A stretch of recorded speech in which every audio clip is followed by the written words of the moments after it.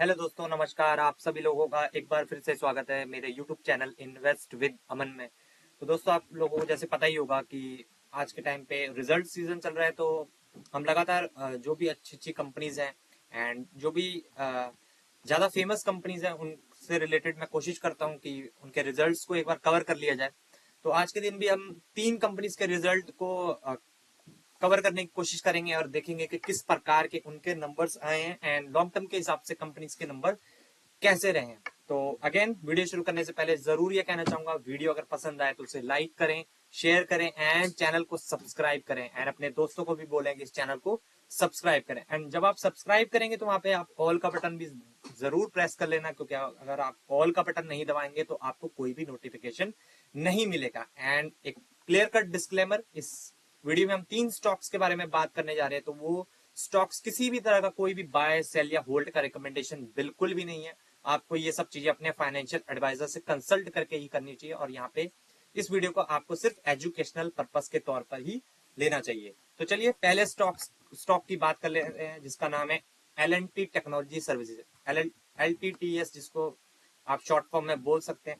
And आज के दिन आप देख सकते हैं 3-3.5% की तेजी देखने को मिल रही है। रिजल्ट जो है बाजार खत्म होने के बाद, क्लोज होने के बाद आए हैं, तो कल देखने वाली बात होगी कि किस प्रकार का रिएक्शन इस कंपनी के रिजल्ट के प्रति रहा है स्ट्रीट का। ठीक है, तो वो भी चेक कर लेते हैं एंड थोड़ा सा ओवरव्यू आपको देने के लिए मैं बता देता हूँ। हालांकि कंपनी के अगर 1 साल के रिटर्न्स देखें तो ऑलरेडी कंपनी जो है काफी वॉलेटाइल है एंड ऊपर से काफी लुढ़क भी चुकी है। अगर टॉप से देखें आज भी, तो कंपनी जो है 12-14-15% के लॉस पे ही बैठी हुई है। एंड कंपनी जो है एक मिड कैप कंपनी है, 50,000 करोड़ का मार्केट कैप है जिसका की। तो चलिए सीधा रिजल्ट पे जंप कर लेते हैं। ये चीजें आप बॉम्बे स्टॉक एक्सचेंज की वेबसाइट से या NSE की वेबसाइट से डाउनलोड करके देख सकते हैं। तो कंसोलिडेटेड नंबर्स पे ही फोकस करेंगे। ठीक है, तो सबसे पहले सीक्वेंस देख लेते हैं। दिसंबर 2024, सितंबर 2024 एंड दिसंबर 2023, यानी कि ईयर ऑन ईयर ये है एंड ये क्वार्टरली नंबर्स हैं बीच वाले। तो सबसे पहले इनकम की बात कर लेते हैं। इस बार की इनकम है 26,865। 3 महीने पहले थी 26,379 एंड 1 साल पहले थी 24,842। तो आप क्लियर कट देख सकते हैं कि ईयरली बेसिस पे इनकम में काफी अच्छी जंप है एंड क्वार्टरली मैं कहूंगा स्लाइटली ही परफॉर्मेंस अप है, क्योंकि एक मिड कैप कंपनी है। तो क्वार्टरली भी अगर थोड़ा अच्छे नंबर्स होते हैं इनकम में तो इसको जरूर हम अप्रिशिएट जरूर करते, लेकिन फ्लैट ही नंबर्स मैं बोलूंगा यहाँ इनकम के तौर पे। उसके बाद एक्सपेंसेस की बात कर लेते हैं। तो इस बार के एक्सपेंसेस है 22,466। 3 महीने पहले थे 21,971 एंड 1 साल पहले थे 20,187। तो जिस प्रपोर्शनेट में खर्चे कंपनी के बढ़े हैं उस प्रपोर्शनेट में इनकम यहाँ पे बढ़ते हुए नहीं देखने को मिल रही है। तो यहाँ पे ओवरव्यू तो हमें जरूर यहाँ पे देखने को मिल सकता है। यहाँ पे हम खुद ही अंदाजा लगा सकते हैं कि प्रॉफिट जरूर कंपनी के कम जरूर हुए होंगे। तो profit from the ordinary activities before tax, यहाँ पे टैक्स कोई भी कंपनी नहीं दे रही है। प्योर प्रॉफिट की बात कर लेते हैं यहाँ पे। तो इस बार का है 4,399। 3 महीने पहले था 4,408 एंड 1 साल पहले था 4,655 करोड़। तो आप क्लियर कट यहाँ पे देख सकते हैं कि क्वार्टरली हो या ईयरली हो, कंपनी ने डाउन ही परफॉर्मेंस दिया, उनके प्रॉफिट्स जो है कम ही हुए हैं। उसके बाद हमें टैक्सेस वगैरह पे करने पड़ेंगे। अलग अलग टैक्सेस हैं यहाँ पे, करंट टैक्स, डेफर्ड टैक्स वगैरह। तो कंपनी के हाथ में जो कि आपको वेबसाइट्स या टीवी न्यूज चैनल पे जो प्रॉफिट दिखेगा वो है कंपनी का इस बार का 3,195। 3 महीने पहले था 3,200 एंड 1 साल पहले था 3,368। तो आप क्लियर कट यहाँ पे भी वही चीज रिफ्लेक्ट होते हुए देख ही रहे होंगे कि ईयरली डाउन है एंड क्वार्टरली भी यहाँ पे डाउन परफॉर्मेंस ही है। तो जिस तरह के ये ग्रुप है, बड़े ग्रुप की एक मिड कैप कंपनी होने के साथ उस तरह के एनर्जेटिक नंबर यहाँ पे बिल्कुल भी मुझे देखने को नहीं लग रहे हैं। ठीक है, तो उसके बाद ईपीएस की बात कर लेते हो। तो ईपीएस भी सेम वही चीजें आपको देखने को मिलेगी। हालांकि यहाँ पे कुछ एडजस्टमेंट वगैरह, इसलिए ईपीएस आपको इस बार का थोड़ा सा अच्छा दिख रहा है क्वार्टरली। लेकिन मेन जो है प्रॉफिट्स की बात होती है, तो मेन प्रॉफिट तो यहाँ पे डाउन जरूर हुआ है, लेकिन यहाँ पे ईपीएस थोड़ा सा यहाँ पे बढ़ते हुए देखने को मिल रहा है, क्योंकि ये काफी सारे एडजस्टमेंट है। इसके बाद ही ईपीएस थोड़ा सा बढ़ते हुआ दिख रहा है, लेकिन हाँ इतना कोई ज्यादा भी नहीं बढ़ गया कि हम अप्रिशिएट कर दें इसको। 30.47, 30.20, 31.80। तो ईयरली तो डाउन परफॉर्मेंस है। तो हम ऐसी कंपनी से ये एक्सपेक्टेशन तो जरूर रखते हैं कि ईयरली तो परफॉर्मेंस अच्छा ही हो। उसके बाद सेगमेंट वाइज रेवेन्यू देख लेते हैं कि कहां से इनको फटका पड़ा है, कि कहां से इनकी जो रेवेन्यू है वो कम आया, जिसकी वजह से इनकी प्रॉफिटेबिलिटी कम हुई है। तो सबसे पहले मोबिलिटी, यानी कि इलेक्ट्रिक व्हीकल में जो सॉफ्टवेयर वगैरह है तो उसका काम भी ये कंपनी करती है। Same like KPIT and Tata technology, Tata Elxsi भी वो काम करते हैं। तो आपने देखा ही होगा टाटा इलेक्सी के नंबर भी काफी कमजोर नतीजे आए थे, ठीक है। तो उसी बेसिस पे इनके भी चेक करते हैं। मोबिलिटी की बात करें तो 8,578 करोड़ की इनकम हुई है इस बार। 3 महीने पहले थी 9,123 एंड एक साल पहले थी 8,042। तो यहाँ पे क्लियर कट देख सकते हैं ईयरली जंप है, क्वार्टरली यहाँ पे डाउन परफॉर्मेंस जरूर है।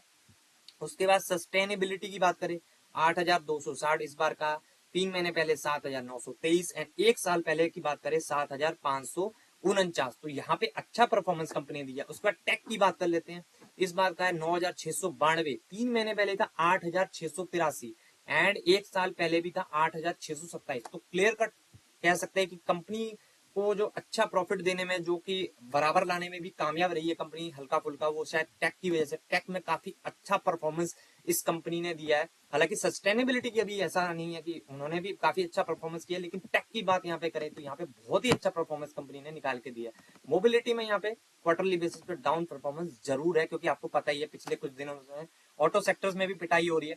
तो अगर ऑटो सेक्टर में पिटाई होगी और ये कंपनी भी ऑटो में ही काम करती है, इनडायरेक्टली उनके सॉफ्टवेयर वगैरह बनाती है, तो इसकी प्रॉफिटेबिलिटी पे भी यहाँ पे थोड़ा असर हमें देखने को मिल रहा है। तो चलिए ये तो रहे नंबर, और भी चीजें पढ़ लेते हैं कि मैनेजमेंट कमेंट्रीज वगैरह भी एक बार पढ़ लेते हैं।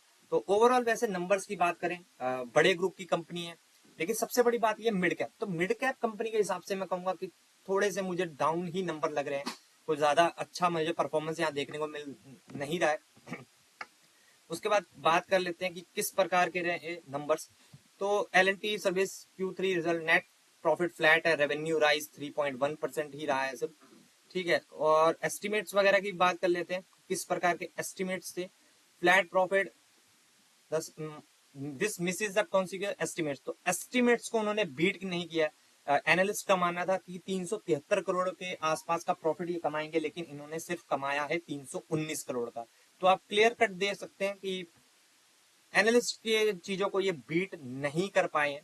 तो देखने वाली बात होगी कल क्या होगा। रेवेन्यू ग्रो बाय 2653, ठीक है। तो कंपेयर्स विद द, तो यहाँ पे रेवेन्यू की भी बात करें तो वहां पे थोड़ा बहुत मिस ही देखने को मिल रहा है। लेकिन बात सबसे बड़ी होती है यहाँ पे जो प्रॉफिटेबिलिटी में यहाँ पे कंपनी ने एनालिस्ट का जो भी एस्टिमेट्स थे उनको बीट नहीं किया। एंड मार्जिन की बात करें 15.9 है वर्सेस 15, तो मार्जिन थोड़े से यहाँ पे कंपनी के इम्प्रूव जरूर हुए हैं। तो उसके बाद थोड़ी सी की हाईलाइट्स इसकी पढ़ लेते हैं। एंड सबसे मेन जो है कि कंपनी का मैनेजमेंट इस बारे में क्या बोल रहा है।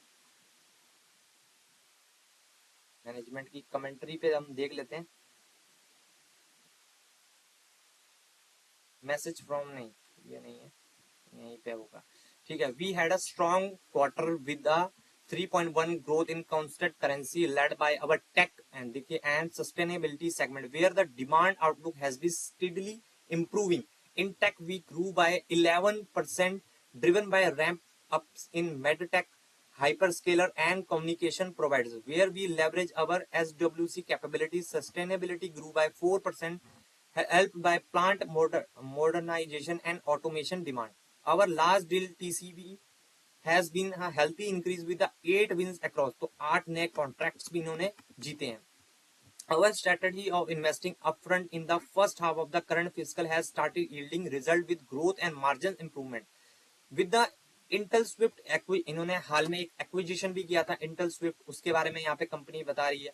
तो ठीक है, ओवरऑल ठीक ठाक ही है कंपनी का परफॉर्मेंस, ठीक है। During the quarter we inaugurated the Nvidia AI experience zone at the Bengaluru design hub, enhancing AI capabilities for client in mobility and tech.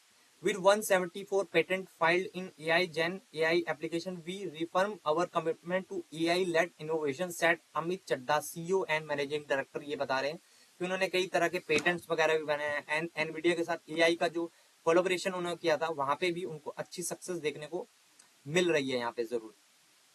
तो ठीक है, कुल मिला के नंबर्स मुझे काफी अच्छे तो नहीं देखने को मिल रहे हैं, ठीक है। लेकिन लॉन्ग टर्म के हिसाब से इन कंपनीज को आप जरूर कंसिडर कर सकते हैं। अगेन आपको स्टडी अपनी ही करनी चाहिए।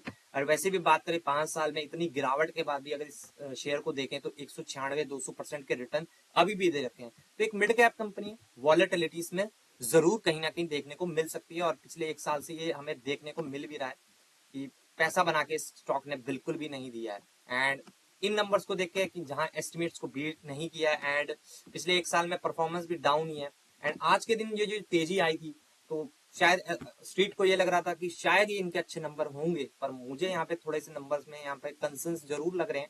हालांकि सिर्फ एक ही सेगमेंट है इनका, मोबिलिटी, जैसे ही ऑटो सेक्टर रिवाइव होगा तो आई थिंक अगर ये सेगमेंट भी इनका अच्छा करेगा तो आने वाले टाइम पे ये स्टॉक जो है इनकी प्रॉफिटेबिलिटी जो है अच्छी इंप्रूव हो सकती है। ये तो आने वाले दिनों में ही पता लगेगा। तो नेक्स्ट स्टॉक की बात कर लेते हैं जिसका नाम है HDFC life insurance limited. I think ये एक ऐसा स्टॉक है जिसने जब से लिस्ट हुआ है कभी पैसा बना के दिया ही नहीं है। हालांकि दिया है जिन्होंने शुरू में इन्वेस्ट किया होगा, लेकिन अगर पिछले 4-5 साल का रिटर्न देखे तो नेगेटिव रिटर्न है। और सबसे बड़ी बात है, एक HDFC ग्रुप की कंपनी है, तो एक इंश्योरेंस कंपनी है, इस कंपनी के नंबर्स को पढ़ना इतना आसान नहीं है, तो हम हाईलाइट के फॉर्म में ही देखेंगे। तो HDFC life insurance Q3 result, net profit rises 13.7, Mrs estimates. तो एस्टिमेट्स को यहाँ पे इन्होंने बीट नहीं किया है। सबसे बड़ी बात यहाँ पे यही निकल के आ रही है। की हाइलाइट्स देख लेते हैं। नेट प्रॉफिट 13.7% से बढ़कर 415 करोड़ पे हो गया, जबकि ब्लूमबर्ग का एस्टिमेट 543 करोड़ था। तो एस्टिमेट से बहुत ही ज्यादा नीचे यहाँ पर प्रॉफिट जरूर देखने को मिल रहा है। Annualise premium equivalent grew by, जो प्रीमियम है वो एनुअल वो 12% से बढ़ा है। Value of new business advance 9% से बढ़कर फ्रॉम 930 करोड़ पे पहुंच गए from the 856 crore. VNB margin भी है जो 26% हो गए फ्रॉम द 24.3। तो यहाँ पे सारी चीजें अच्छी हैं, लेकिन प्रॉफिटेबिलिटी में यहाँ पे HDFC लाइफ के शेयर होल्डर को यहाँ पे पेन जरूर हो सकता है, क्योंकि एस्टिमेट्स को यहाँ पे बुरी तरह से मुझे लग रहा है बीट नहीं कर पाए हैं वो। एंड L&T टेक्नोलॉजीज का भी आप यहाँ पे देख सकते हैं। यहाँ पे मैं दिखा देता हूँ इसका भी एक बार दोबारा से। यहाँ पे एस्टिमेट्स को ये बुरी तरह से यहाँ पे बहुत पीछे रह गए हैं एस्टिमेट से। तो कल क्या होगा ये तो मार्केट ओपन होने के बाद आपको पता चल ही जाएगा। एंड HDFC का देख लेते हैं यहाँ पे अपडेट हुआ है कि नहीं एक बार। ठीक है, HDFC का यहाँ पे अपडेट नहीं हो रखा है। ठीक है, तो वैसे भी स्टॉक ने पिछले 4-5 सालों से कुछ नहीं किया है। एंड बजट में ये उम्मीदें लगाई जा रही है कि शायद सरकार जो है health insurance and the term insurance पे शायद टैक्स में वहां पे कटौती करे, तो शायद इन कंपनियों के लिए एक जीवन दान वहां पे हो सकता है। नहीं तो अगर यही हाल रहा तो मुझे नहीं लगता कि ये कंपनियां बहुत जल्द कम बैक कर पाएंगी। अगेन यहाँ पे सरकार के सपोर्ट की जरूरत यहाँ पे जरूर है, और मुझे भी लगता है क्योंकि ये जो सेक्टर है ना बहुत ही ज्यादा अंडर पेनिट्रेटेड है। यानी कि आप लगा सकते हैं 130 करोड़ जनता में ना मुश्किल से 5-10 करोड़ लोगों के पास ही हेल्थ या टर्म इंश्योरेंस होगा। वो भी अगर देखा जाए उन लोगों के पास भी होगा तो प्रॉपर टर्म इंश्योरेंस या लाइफ इंश्योरेंस नहीं होगा उनके पास। वो भी ऐसा होगा कि वहां पे भी कुछ ना कुछ दिक्कतें वहां पे लोग फेस करते ही हैं। और काफी दिक्कतें ये भी रहती हैं कि कई लोगों की ये भी कंप्लेंट रहती है कि वो प्रीमियम भरते हैं, लेकिन उसके बाद जब वो लेने की बारी आती है तो वहां पे उनके क्लेम्स रिजेक्ट होते हैं। तो सरकार इस सेक्टर पे काम तो कर रही है, पर ये देखने वाली बात होगी कि कब तक वो सारी चीजें, नए नए रूल्स कब तक आते हैं, तो वो देखने वाली बातें होंगी। और टैक्स वगैरह में रिलीफ और मिलती है कि नहीं, अगर टैक्स वगैरह में इस बजट में रिलीफ मिल जाती है तो शायद इन कंपनीज के लिए एक अच्छे दिन दोबारा से आ सकते हैं। तो ये तो रही हमारी दूसरी कंपनी। अगेन इसमें डिटेल में एनालिसिस करना इतना आसान नहीं है, इंश्योरेंस कंपनी के नंबर्स पढ़ना बहुत मुश्किल होता है। तो हमने थोड़ा सा ओवरव्यू कर लिया ऊपर से कि हाँ किस प्रकार के नए नंबर। तो एस्टिमेट्स के हिसाब से ये बीट बिल्कुल भी यहाँ पर नहीं कर पाए। तो तीसरे स्टॉक की बात कर लेते हैं। तीसरा स्टॉक है बैंक ऑफ महाराष्ट्र। और आप देख ही सकते हैं कि पिछले 1 साल में जितनी भी इसकी तेजी सब ये वाइप आउट कर चुका है। 30% डाउन है। ठीक है, 5 साल की बात करें तो 276% के शानदार रिटर्न्स इसने अपने शेयर होल्डर्स को कमा के दिए। लेकिन अगेन एक सरकारी बैंक है, तो सरकारी बैंक में अगर आपको देखना ही है तो आप मैक्सिमम चार्ट पैटर्न खोलेंगे तो समझ जाएंगे कि किस प्रकार के स्टॉक्स हैं। लेकिन आजकल ये स्टॉक्स काफी ट्रेंडिंग में रहते हैं, तो एक बार चेक कर लेते हैं नंबर्स इनके कैसे रहे। ठीक है, यहाँ पे बॉम्बे स्टॉक एक्सचेंज की वेबसाइट से हमने डाउनलोड करके रखा हुआ है। तो सबसे पहले आपको याद दिला दूं कि बाकी कंपनियों के नंबर जो है हम कंसोलिडेटेड नंबर पढ़ते हैं, लेकिन बैंक के केस में ऐसा नहीं है। बैंक के केस में हमें हमेशा स्टैंड अलोन नंबर्स पढ़ने चाहिए कि प्योर बैंकिंग बिजनेस वहां पे कैसा कर रहा है। तो ठीक है, इस बार के नंबर हम ओपन कर लेते हैं। यहाँ पे स्टैंड अलोन नंबर हमने ओपन कर दिए। तो यहाँ पे 31/12/2024 इस बार के नंबर, ये पिछले 3 महीने के नंबर एंड ये 1 साल पहले के नंबर। तो टोटल इनकम की बात कर लेते हैं 711,243। 3 महीने पहले थी 680,918 एंड एक साल पहले थी 585134। तो आप क्लियर कट देख सकते हैं कंपनी ने इनकम के फ्रंट पे काफी अच्छा परफॉर्मेंस दिया है। बैंक ऑफ महाराष्ट्र ने ईयरली भी इनकम ग्रो हुई है एंड क्वार्टरली भी इनकम ग्रो हुई है। उसके बाद खर्चे भी करने पड़ेंगे भाई आपको अगर इनकम ज्यादा करनी है तो एक्सपेंडिचर की बात करें इस बार के 48,0942। 3 महीने पहले थे 46,0721 एंड एक साल पहले थे 38,3926। तो आप क्लियर कट देख सकते हैं खर्चों में भी यहाँ पे जंप देखने को मिल रही है। उसके बाद ऑपरेटिंग प्रॉफिट की बात कर लेते हैं कि प्रॉफिट कितना कमाया कंपनी ने। यहाँ पे किसी भी तरह का कोई एडजस्टमेंट नहीं है, ओनली प्योर प्रॉफिट की बात करेंगे तो प्योर प्रॉफिट जो है कंपनी का वो है इस बार का 23,03,01। पिछली बार था 22,0197 एंड एक साल पहले था 20,12,08। तो यहाँ पे कह सकते हैं यहाँ पे कोई भी टैक्स कोई भी प्रोविजन वगैरह नहीं हुआ है। तो उसकी बात कर लेते हैं तो यहाँ पे तो कंपनी का प्रॉफिट अच्छा ही देखने को मिल रहा है। जिस प्रकार का ये सरकारी बैंक है, सरकारी बैंकों में आजकल आपको पता ही है कि बहुत सारे लोग इन स्टॉक्स को ट्रैक कर रहे हैं काफी। तो उस हिसाब से देखा जाए यहाँ तक तो परफॉर्मेंस देखने को अच्छा ही लग रहा है। लेकिन अब आती है मेन बात, यहाँ पे आते हैं प्रोविजंस, कंटेंजेंसी लाइबिलिटीज या कंटेंजेंसीज, यानी कि कितना पैसा डूबा, कितना नॉन परफॉर्मिंग एसेट में बदला, यानी कि एनपीए। बैंक के लिए ये दोनों चीजें, एक नीचे एनपीए आएगा एंड प्रोविजंस, ये बहुत ज्यादा इंपॉर्टेंट होता है। तो ये हमेशा रिड्यूसिंग वे में होने चाहिए। तो इस बार के प्रोविजंस है, अब यहाँ पे ये दो दो कॉलम में दिए हुए हैं तो हम दोनों को ही देख लेंगे एक बार। तो 84070, 3 महीने पहले थे 82212 एंड एक साल पहले थे 94266। तो ये ऊपर वाले कॉलम के हिसाब से देखा जाए ईयरली डाउन है, क्वार्टरली थोड़ा सा अप जरूर है। ठीक है, उसके बाद नीचे वाले नंबर भी देख लें 59319, 59816, 58056। तो यहाँ पे ईयरली जंप है, क्वार्टरली थोड़ा सा डाउन है। तो कुल मिला के देखा जाए तो ये थोड़ा सा कंफ्यूजिंग से नंबर है। लेकिन अगर ऊपर वाले को कंसिडर कर जाए तो ईयरली डाउन है, क्वार्टरली अप है। यहाँ पे क्वार्टरली डाउन है, ईयरली अप है।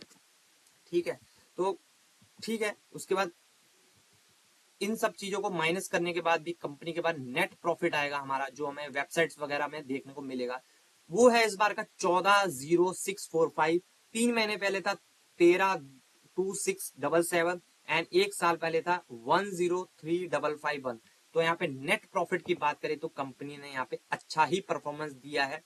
ईयरली भी जंप है, क्वार्टरली भी शानदार परफॉर्मेंस यहाँ पे बैंक ऑफ महाराष्ट्र ने अपने नंबर्स में निकाल के दिया है। लेकिन हाँ, प्रोविजंस वगैरह में यहाँ पे इसको थोड़ा सा डिटेल में मुझे भी पढ़ना पड़ेगा। ये दो दो कॉलम दिए हैं, अक्सर ज्यादातर बैंकों में सिर्फ एक ही कॉलम दिया होता है, तो ये देखना पड़ेगा मुझे।